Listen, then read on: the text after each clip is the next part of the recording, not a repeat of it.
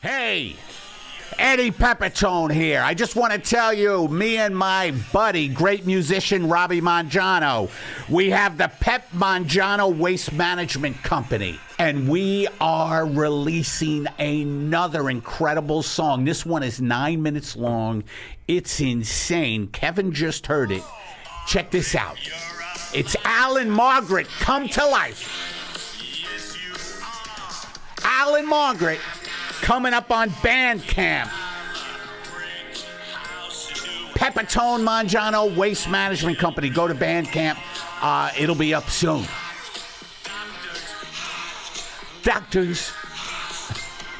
Alan Margaret. Pepitone Mangiano Waste Management Company. On Bandcamp. All right. Ladies and gentlemen, welcome to Apocalypse Soon. And now, make it loud for your host, the man, the one, the only, Eddie Pepitone. Hello, everybody. Welcome to Apocalypse Soon, the podcast with no upside. And we definitely do not have an upside today, tonight, tomorrow, whatever it is for you. We don't have it. There is no upside anymore. No. You have to say yes to everything. Say yes to life. No. Say yes to life. No. Actually, you do have to say yes, folks. I'm just doing this in jest. It is better to accept and then act from a place of acceptance. Don't keep resisting. No, it's not happening. It's not happening. I'm going to put on Hulu Plus. I'm going to put on Netflix. Don't live my life. Live a life of integrity. Don't live my life, folks. You can't. This is not done easily. Look at me. This is a battering of humanity. Or listen to me if you're not watching on YouTube. I've been battered by the years. I'm like a stone. I'm like a big rock that's been exposed to the ocean of emotions and feelings and injustices and, desire and, chasing after pleasure and chasing after and then feeling despair and regret. It's what life does to you.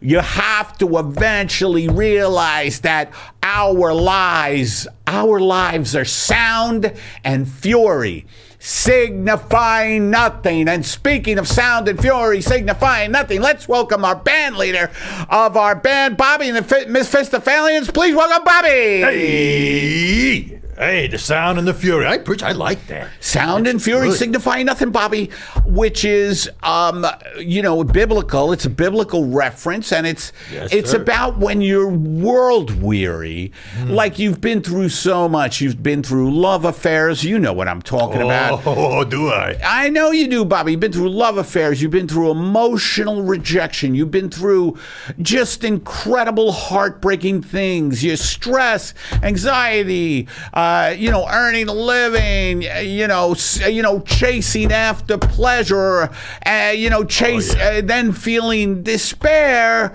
right? Absolutely. And then finally you're like, fuck it, nothing's worth it anymore. And you realize all of these things that you thought were going to bring you happiness never did. So it's sound and fury signifying nothing. Just be. Ain't that the truth? Ain't that really the truth? And if you mention sound and fury signifying nothing, you will get a free Nathan's hot dog this week at nathanshotdogs.com. You always give them back to the people. I like that. Get them a dog. You know what I was thinking? You were talking about the waves of life just crashing over you over and over. Boom, boom, boom. If the waves of life hadn't crashed over the world, we'd never have the Grand Canyon. You ever think about that? Well, I think we're thinking about different things. Bobby, you're talking about the geological formation of the earth. And what I'm talking about is just metaphorically how we get washed and eroded and shaped by by the passage of time, which happens to, right. Bobby, I like how simple I like how you just get right to the point. I got, why beat around the bush? Sound and fury signifying nothing, which, by the way, they were a great vaudeville team, Sound and Fury. Oh, they were great. Hey, Sound, yes, Fury? Yeah. Why do you have to be so loud? Why do you have to be so angry? It was terrific, Sound and Fury. Terrific. Fury was always pissed. Yes, and Sound was always making horrific noises. Or the sounds all the time. How about this? You think about, the pressure of life, it's rough. But without the pressure, where would the diamonds come from? You know what I mean? Right? Bobby, if you're a fount for platitudes, you're a fount for, sayings that have been said, and that's right. By the way, I don't know without the pressure if we would have had diamonds, but I'd like to get my hands on some diamonds. Oh, God. You know what I mean? I'd love to get... you ever have that happen to you when you're talking and you just sound like a goat? That happens to me all the time. Every time I'm on the air, it happens. I get tied up, and before you know it, I'm on B95 on the radio, just going, what? We're bleeding. We're bleeding. There's no business like show business. There's no business at all. Everybody's so appealing. Except a few people. I mean, come on. Everybody is not that appealing in show business. There's a lot of narcissists. No, they're mostly good people out in the wood, right? In the Hollywood. It's amazing, though. People are, what's interesting about the arts, especially the performing arts, that I don't think other arts have, is that you really kind of have to lay all your vulnerability out there, or else you're not an interesting artist, don't you? Yeah. Because if you're not vulnerable, not easy to, if you're not vulnerable, I've always had trouble with that word a little bit. You're being vulnerable with yourself right now. It's good. I'm being very vulnerable about the word vulnerable now, but it is hard to be vulnerable because, we want to project an image of being in control. Yeah. Sometimes I'll go out there and, it's my solo's coming up, right? I know I got about... I love your solo, Bobby. I appreciate that. I work hard. I love your solo. I practice in a canyon where it's 112 degrees. That's what I love about you, is that you will lose up to 30 pounds during a solo outdoors. But the natural reverb, you can't you can't make it happen in a studio. That's what I always tell these guys. Absolutely. But look, I'll go, I got 4 bars to my solo coming in. And sometimes I'll go up there and I'll phone it in. You know what I mean? I'm playing the root. I'm going back. I'm doing quarters and eighths and all, feeling good. And people in the audience, I see them, they'll have their arms crossed, if my heart's not really into it. And when I put the sex into it, and when I put the emotion and just the anger and the joy and the depression into this. This sounds like a porn movie I've seen. All right, now we have... My solos will get you hard, believe me. Hey, Bobby, thank you so much. I think it's getting into territory where everybody feels a little uncomfortable. So let's bring in our producer, Kevin Tinkin. Kevin, hello. Hey, what's up? How are you, buddy? I'm feeling fine. Feeling good. I feel like my hair looks good today. Your hair does look good. I feel today. pretty I'm good jealous. about it. Yeah, my eye bags are in top form today. My eye bags. When I first started realizing I had eye bags is when I would be on set to the makeup person and the mirrors are so like in your face and the lights, and you really can see your eye bags. Yes. Yeah. And I realized, holy shit, that's a lot of like what I was just talking about, the erosion of life, the ocean of emotions. The ocean of emotion. This sounds like a bad musical. The oceans of emotions. I'm Fred. I'm Tom. I'm Fred. I'm Tom. We're the oceans of emotions. You know what I mean? Like, it just seems like... By the way, I love Broadway musicals. I love when rage can be sung. I will tell you this. You just said that, and I thought... I want to see the musical written and performed by Eddie Pepitone. I'm ready to, and there have been a couple of times. We're going to promo this also with our clips, but me and Robbie Mangiano are putting out music. It's we're the Pep Mangiano Waste Management Company on Bandcamp, and they're like the first one, the Climate Breakdown song, and they're just insane stream of consciousness things. And Robbie did the music, and I did the stream of consciousness about Climate Breakdown, then an Alan Margaret thing. Yeah. So why did I mention that? Well, because the Eddie Pepitone, we want to see the musical. Oh, the musical. Yeah. I love singing. Yeah. And I think that is another great way to express yourself. And it comes back to vulnerability again. Like the great singers, I think, can be vulnerable. You heard it in Frank Sinatra comes off as this really tough guy, like, set him up, Joe. I got a I'm not. My pipes aren't as good as Francis. Oh, hey, Sinatra, but don't back down. Set 'em up. No, I can't. I'm trying to get Sinatra. Can you do a Sinatra? Not really. No, I mean, okay, I can do pretty good, but it's not. It just feels a dishonest. summer wind came rolling in from across the bay. I love that about jazz singers. You can do that, like that kind of like. A summer wind. Now we have to do it for the apocalypse, though. Yes. A nuclear winter came across the bay. No one got out alive. Everybody's throwing jive. And I see the open highway. A summer wind came rolling in, and there was no money or food. That's the apocalypse version of it. All our food has been poisoned. Everybody's on Instagram, thinking they're making connections when they're wasting away. Bum, bum, bum, bum. Nobody can speak to anyone in person because it's too awkward.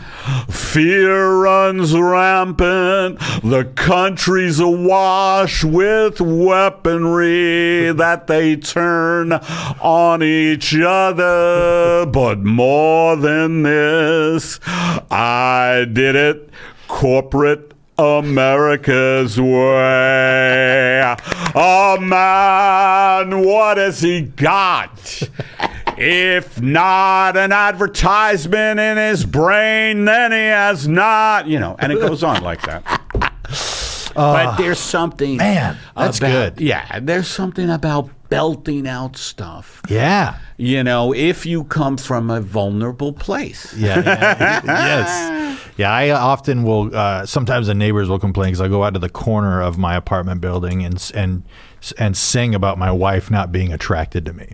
And it's very. Oh, there you go. Yeah, it's very emotional. It's great to sing very loudly about your insecurities close to where you live. Like Yes. you just belting out, on your driveway, I'm not appreciated, not by you. I do more than you, and you know it. I'm a man who's tortured right over here, and you're pointing to your door. I'm tortured right over here. You're doing your musical of your life in front of your house, right? Yeah. You're like, I can't afford this piece of shit. When the car breaks down, who does it? Me. On and on and on,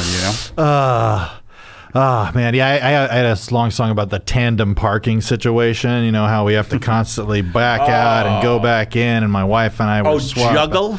Oh, the juggling tandem parking below the apartment. It's a bitch. It's a real drama.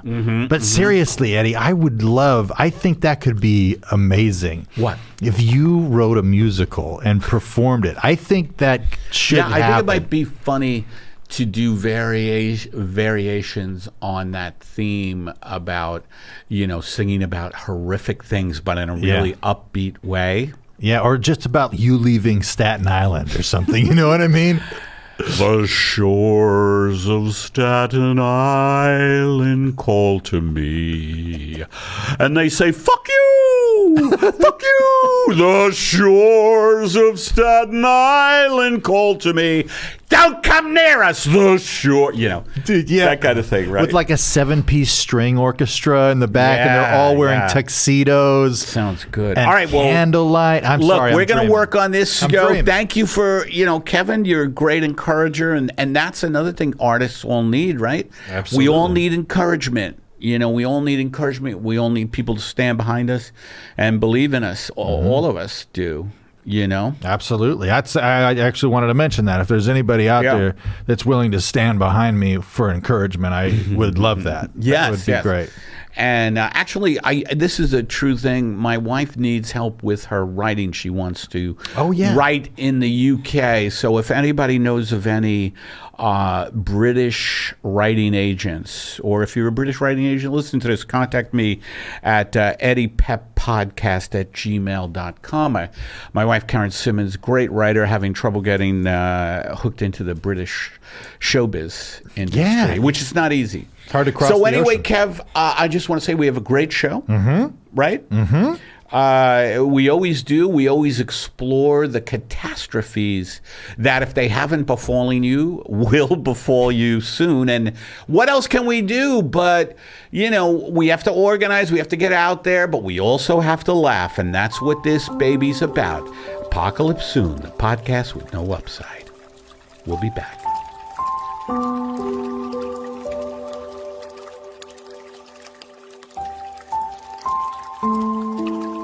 And now take a deep breath and set your cares free with another guided meditation with Eddie Pepitone. Hello. Hello, everybody. Ooh. Tension release right there. All right. Welcome to Guided Meditation with yours truly, Eddie Pepitone. I know most of us are on our last legs. And if you're on your last legs, what I want you to do is collapse. Okay? Just collapse into something like wicker. Do you have any wicker where you are? Hopefully you do, and hopefully you're in extremely, extremely comfortable outerwear. Myself, my outerwear is so comfortable now that kittens just cling to it. That's the kind of comfort. I do guided meditations with 8 to 9 kittens on me. And now, with your first in-breath, I want you to breathe in the fact that ultimately we all die alone. Just breathe that in, that you will be alone, whether there are people around you or not. The death experience is completely terrifying, and one that is so frightening you think you're in a ball of fire. Breathe it in. Breathe in the fact that you're going to die alone. Breathe that in. It's going to be terrifying. Now, with your out breath, and let this out breath just flow out of you. With this out breath, imagine you were gagging on a sandwich. Okay, with this out breath, you're gagging. Can you imagine? Just let your out, but it's out, and you're gagging on a very cumbersome sandwich, perhaps something with meat that wasn't tenderized properly, or just big chunks of things, and you're gagging and you're pounding your chest with food and it won't come up. And breathe that out.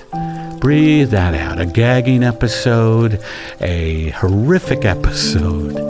Okay, breathe that out. And now, with your next in-breath, I want you to breathe in the fact that you will never, ever own a house. You'll never own a house because of prices and the economy.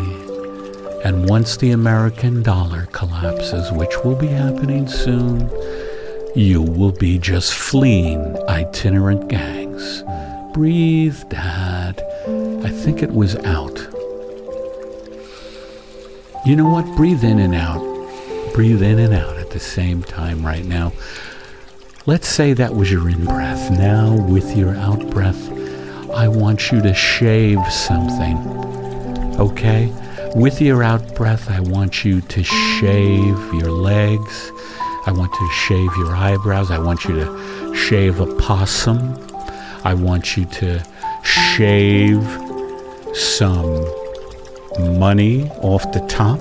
I want you to shave some points in a betting scandal. Just shave something. And then, with your final in-breath, I want you to breathe in such doom and such gloom that you are just going to be weighted down for all of eternity with despair the size of Hoboken. Breathe that in. And with your final out-breath, I want you to light something on fire.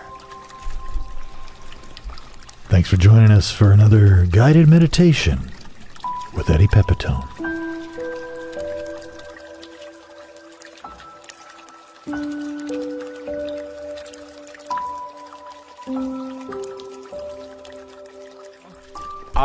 Yeah.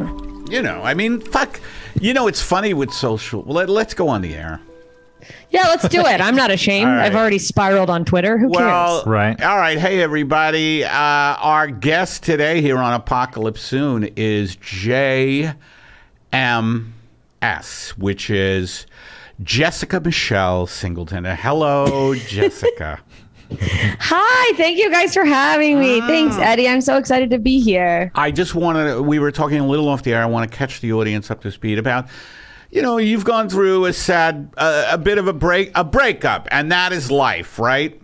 Yes, Like- in a nutshell. Well, relationships are super difficult, and everybody is super sensitive. And by the way, on stand-up, I love to do the vulnerable blue-collar guy. Like, I love going up there and going, man, my soul is torn out, you know. Someone leaving me again. I look, I don't want to watch UFC for a while. I just feel like my balls got punched out and thrown into the fucking octagon of hell. That's what life. And what I was thinking of was that you said you spiraled out a little on Twitter and Instagram with it. Oh, yeah. Big time. Yeah, is social media, man. It's wild that we have access to this. Like, here it is, everybody. I know. And it's like, you could, and the thing is, I was like, I could also not be on social media doing that, but that's what we do. And it's so funny that, you know, there's some people just show the highlight reel, and then I'm there, Instagram stories, like, things are going pretty rough for me. And it's like, for what? Why? No. Go to therapy. What am I doing? Yeah, go to therapy.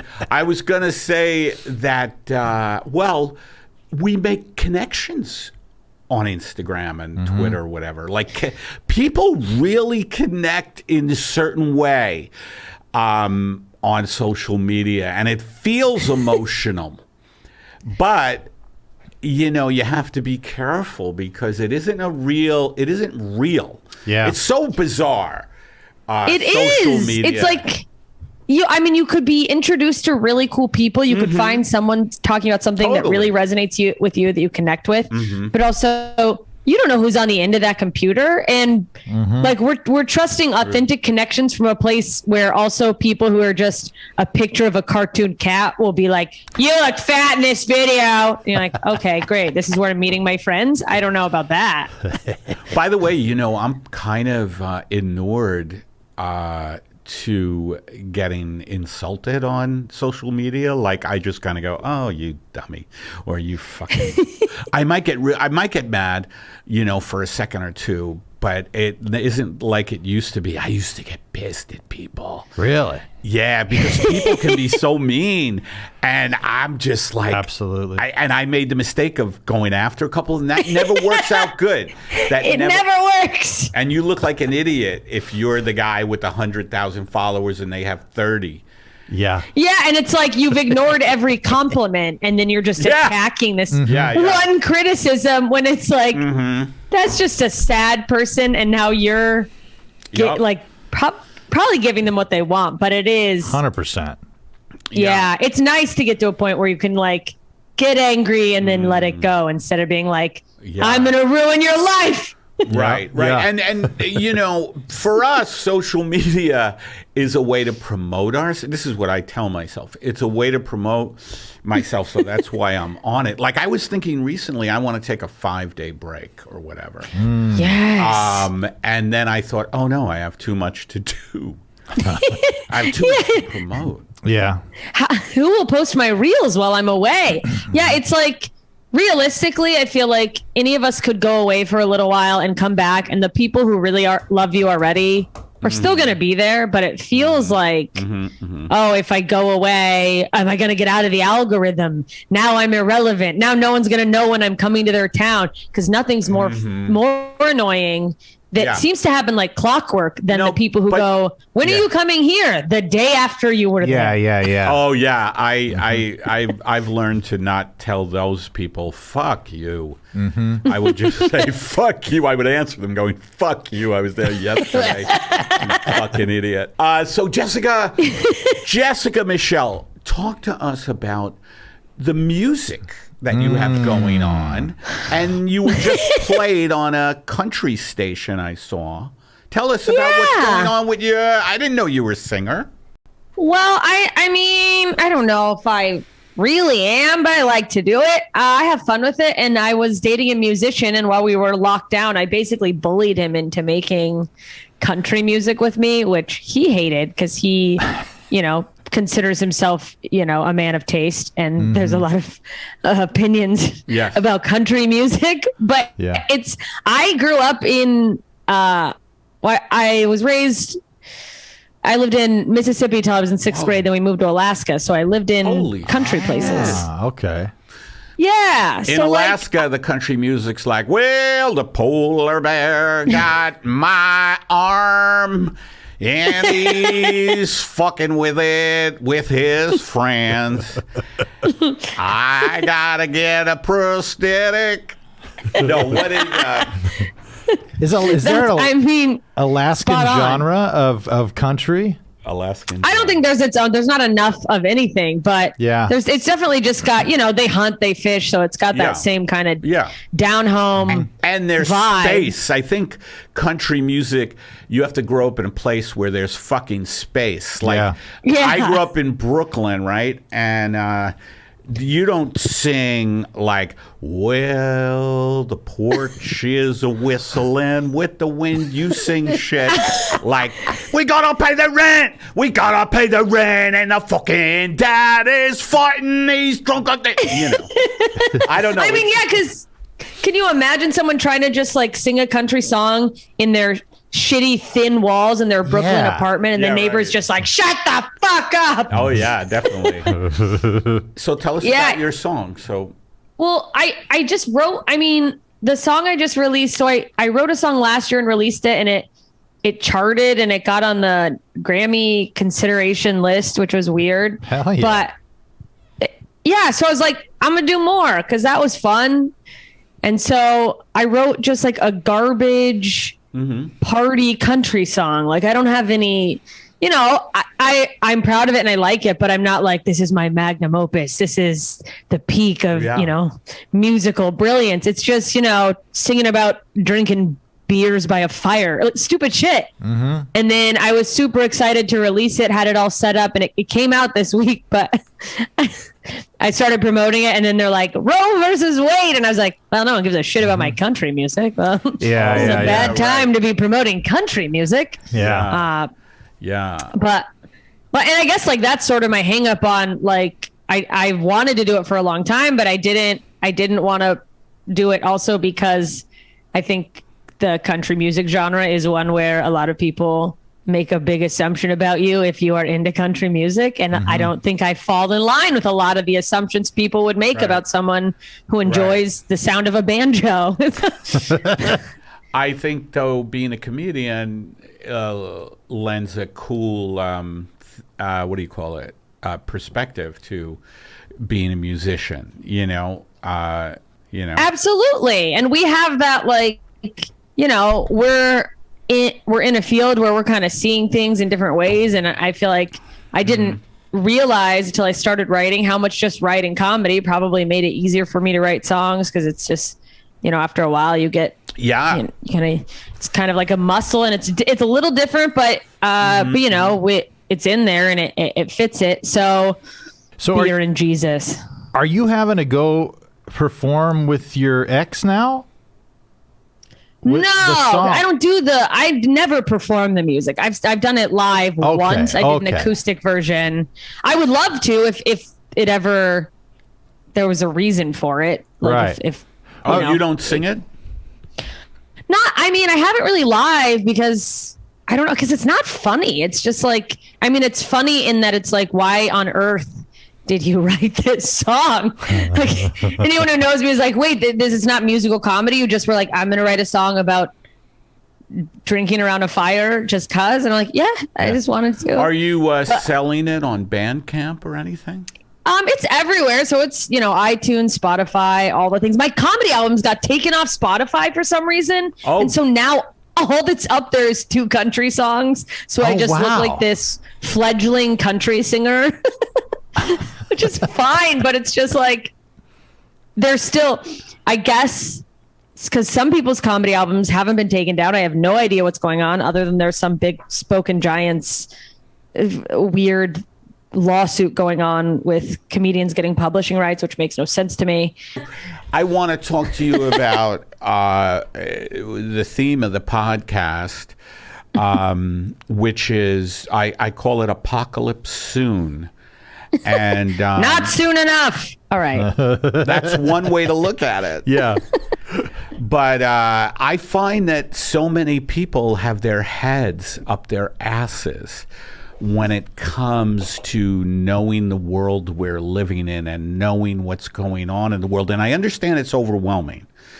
So I don't blame people for checking out. Eddie likes to talk about me vaguely sometimes on the podcast. Some people. Oh, because you never know what's going on in the world? Is that what he's saying? Yeah, I very rarely do. Well, people don't know.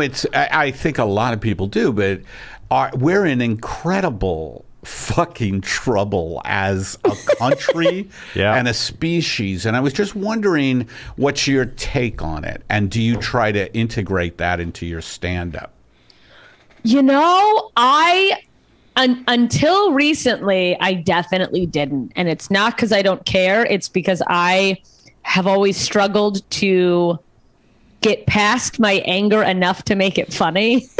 Aside from just the fact that I'm an under 5-foot woman screaming, which I'm sure has its own comedic elements to it. It does. Like, well, no, it does. I've seen you. It is funny when you're where they're just like, oh, the little lady's angry, No, but it's not like that. It's just funny. It's like a little ball of rage. Yeah. Yeah. Well, and like the Roe v. Wade thing kind of pushed me over to like, it's almost like I'm mad about. Like I want to be. There's a big part of me that wants to be like a stupid clown on stage. You know what I mean? That it's like, well, yeah, we can be stupid, quote clowns, like quote stupid clowns, but we can still say stuff, and it's great. I think the guise of the clown, which is what a comedian is, right? We can say things. That's why people love comics, because comics can talk about anything and get away with it. Yeah, it's like this safe space of like... And not anything, but in other words, not being like a dick to underprivileged people. But, which some people just can't stop from doing. But yeah, they really can't seem to stop at even a little bit, like slow it down. Yeah, it's mind blowing. And but whatever. Yeah. So what do you think now about Roe v. Wade, which comes out of these Christian evangelicals? Now, you grew up in Mississippi till 6th grade. I grew up in Mississippi till 6th grade, so I was raised in a lazy Catholic house. Okay, and you didn't have a lot of the shit that's gone down. Yeah, and when a lot of my friends, when I was little, they were like Southern Baptists, hardcore Christian, and like, and I don't. It's like, it's just enraging because regardless of what anyone believes, there's supposed to be a separation of church and state, and the fact that there can be any influence of that at all is sort of, to me, is just.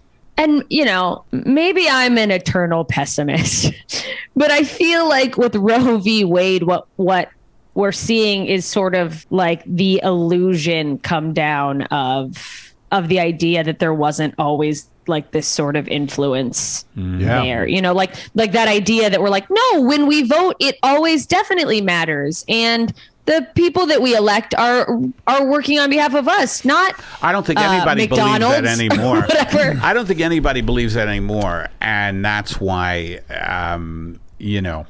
we're in such a fight. I mean, our government doesn't work. Our government is bought and paid for by corporations. Yep. By corporations. And that's what I was... Coke, which this is zero Coke. I had nothing to do with buying this. This was here. It's delicious. This was here. And am I drinking it? Yes. And I just want to say that this company is evil. All right. Jessica Michelle, I think that comedians reflect what's going on, and I detected in you what a lot of people feel guilty about, which is you said, oh, maybe I'm an eternal pessimist just because you're speaking the truth. It's like we feel guilty if we are going to really fucking call out the truth and say this is not good because we suffer. I was telling an audience this Saturday night at the Elysian Theater, I was saying, folks, hope is a disease. Oh, yeah. Sorry, I'm yelling at my dog with the mute I on. love doggies. No. Let that dog bark on the air. What's the dog's name? Moki. It's one of the Fraggles from Fraggle I think Rock. I've met Moki. Moki. Here. She'll never come here. All right, never mind, Moki. Moki, Eddie loves you. I love you, Hope Moki. I think I met Moki in the NoHo Park where you did. Yeah. And she loved your pups. Yeah. But yeah, so I think I don't understand why we have to come off as happy-go-lucky all the time.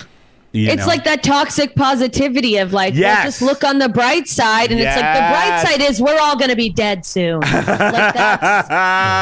Toxic positivity is exactly the phrase that captures it. I like that. Oh, yeah. And and I think there's more of it in LA maybe, or maybe it's just the people I bumped into. I don't know, but the amount of people who will, if you try to say something real and truthful that isn't sunshine and rainbows, will just be like, well, you're being negative. And it's like, oh man, those realistic. people can go fuck themselves. 100%.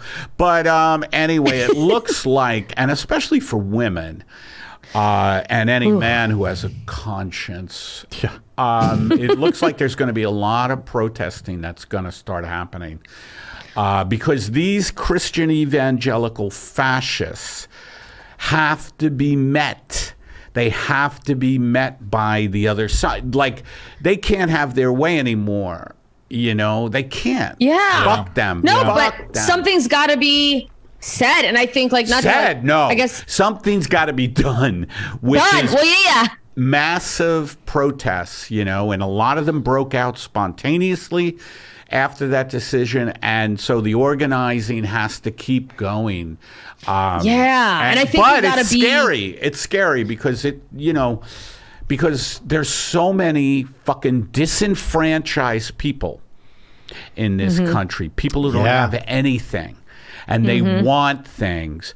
And so any kind of street protest always draws a big element of anger from other issues. And that's fine. That's fine if it's nonviolent and directed toward the right people. But it's tough. And so much of the protesting and speaking out and trying to do things could afford a little more organization, where it's like, take to the streets. It's like, who is in charge here? Well, I think it's Spoken Giant. Yeah. What a great comedic wrap up that was right there. I just called back something we had been talking about a lot, and you nailed it. He's a pro. Yeah. That's how fuck I know Spotify though. Fuck them. Yeah. They don't pay artists anything. Fuck them. Well, you got to pay Joe Rogan. They got to take care of him. Well, yeah, they got to take care of him. So that's all the money they have. But no. That's a drop of the money they have. Those mother. Yeah, because they want the money for themselves. So they're like, greed is killing us. It's big time. But that's why I also think there needs to be more effort to hit the corporations and force them to do something with the massive the general strikes. Don't buy anything, that kind of thing. That's it's like, how do you get people on board? But to me, that seems to be what, if it could be organized properly, the best way to handle this. Like I tweeted and it went nowhere, and I was like, well, if I get murdered by Colonel Sanders for this tweet and it's got 3 likes, I'm gonna be fucking real mad. But like, that would be the biggest company in Kentucky, like the biggest company headquartered in Kentucky is the Yum Brands that owns KFC, Pizza Hut, Taco Bell, Habit Burger. So I'm like, well, that's Mitch McConnell's home state. So stop eating there, and then they won't be making money. And then because it's like, to me, they have the power to actually go to the politician. Like, because like our elected officials aren't listening to the people in the streets. That's not happening. Oh, if there were enough of us, and all the time, they would start listening. Yeah, so we just got to get out in the streets. And all right. So look, we have to go, but where can we get promo your stuff right now? Like, well, I got 2 country songs. You can find those wherever you listen to music at Jessica Michelle Singleton. Just search my name. You can follow me at JMS Comedy, and I have a really fun, hilarious podcast with 2 other really great comedians, Laura Bites and Steph Tolov. It's called Slobs. You can get that wherever you listen to podcasts. It's great. I've listened to it. I enjoy it. Look at that, and I will listen to it. And lies. Thank you. Oh no. Just There'll kidding. be a time when I'm in the car going, all right, I said I'd listen to this. All right, Jessica Michelle, thank you so much for coming on. Thank you for having me. I'll see you at the soon. store. Bye, Yes. Jess. Bye. Bye. Yeah, me and Jessica. We're regulars at the Comedy Store, and that's good. And there she was. Nice woman. Nice woman. I like Jess. Yeah, she's fun. We do a comedian cinema club together sometimes, where we reenact the movies and. Oh yes, so, I did that one time. Yeah. It took me years of therapy to get over that. All right, everybody. We will be right back with more shows. Stick around. Apocalypse Soon, the podcast with no upside.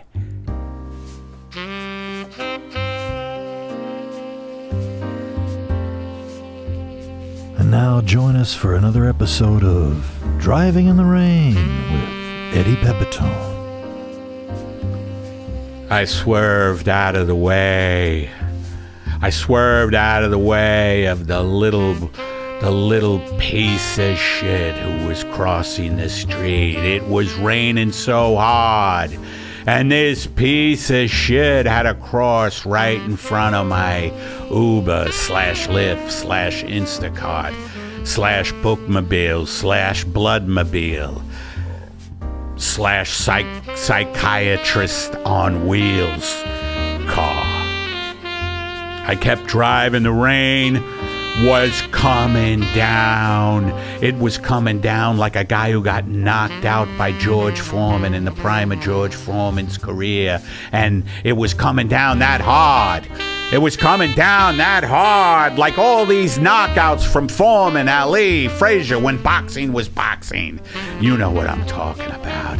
And I kept driving through the polluted city, but then I noticed a beautiful, beautiful stuffed cabbage on a bench. I love stuffed cabbage. I've always loved stuffed cabbage.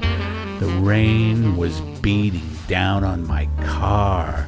It was beating down on my car. I wanted to get the stuffed cabbage. It looked like a stuffed cabbage, but the rain was making my visibility so half-assed. I had my windshield wipers already on hyperspeed. Why can't they make wipers? They make headlights that will blind anybody. They make headlights now that if you see a person driving in New Jersey and then you're in Nebraska, you could lose your retinas. You understand me? And the rain was coming down. The rain was coming down so relentless like that I didn't know if that was a stuffed cabbage on a bench or just, was it paper mache? Was it part of some kid's arts and crafts? Or was it a brain? Was it a piece of brain? So I kept driving. The streets had flooded already. I had to make a delivery. This time I was doing Instacart. I had to make a delivery. I was delivering 1 avocado and 8 sticky willies. I wanted to eat 1 sticky willy. I said to myself, with rain like this, I could say one of the sticky willies got caught in the deluge. I mean, this was like a monsoon that you don't even see in southern India or northern India or Indian proper, wherever that is. I haven't been to India. You know, I don't have the money. But the rain was smashing into every little thing that was alive. The rain was smashing into all of humanity, trying to wake humanity up. And then I saw her. She was riding a bicycle in the rain. I said, is she a circus freak? Why is she riding a bike in the rain? And I pulled up to her, and she was gorgeous, but indeed she was a mime. And she was riding a bike, making believe she was on a tightrope, and I just nudged the car into her, and she went flying. And I didn't look back. I just drove. I put on a little Johnny Cash, Ring of Fire. And I just drove into the LA night. Thanks for joining us for another Driving in the Rain with Eddie Pepitone.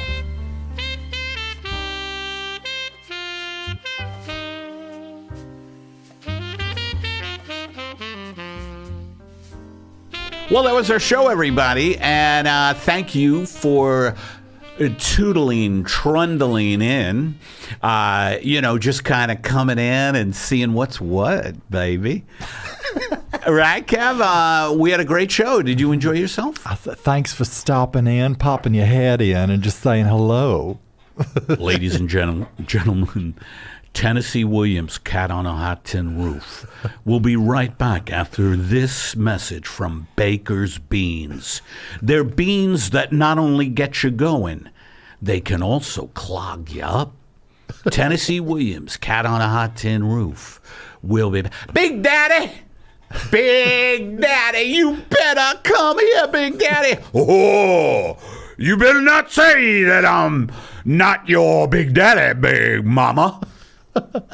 Anyway, I love Tennessee Williams, but we had a great show. Great show, great times. We need people to write a review. Mm-hmm. Badly. Please, folks, look at me. All right? Look at him. Do I look like I'm fucking around?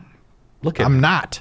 All right? Nope. Look, I got a tear welling up. Mm-hmm. Go to iTunes and leave us a review, please. Please. Leave us a review, will you? God damn it. And also email us about, anything, what you'd like to hear. Do you like certain sketches? Would you like to hear different things? Do you like us? Do you care at all? You know what I mean? And become, and this is very important, become a Patreon. Patreon or Patreon? Patreon. Mm-hmm. Patreon member, where you give bread and circuses are the categories, $5 or $20 a month. Mm-hmm. And look, there's a lot of people out there that have been bootlegging these Patreons too. I was on the streets of New York City. I went back there. I didn't tell you. And a guy, he was out there. He goes, "We got it right here, Pepitone's, no problem. We're right here." It's black market stuff now. So come be a Patreon member. Patreon.com/Eddie Pepitone. We could use the support so we could keep this going. Yeah. Go to EddiePepitone.com. I have a lot of gigs coming up. Lots. Go to EddiePepitone.com. All right, guys, that was our show. You have your marching orders. Donate, review, spread the word about the podcast. We are in the end of days, and apocalypse soon, the podcast with no upside. We'll see you soon.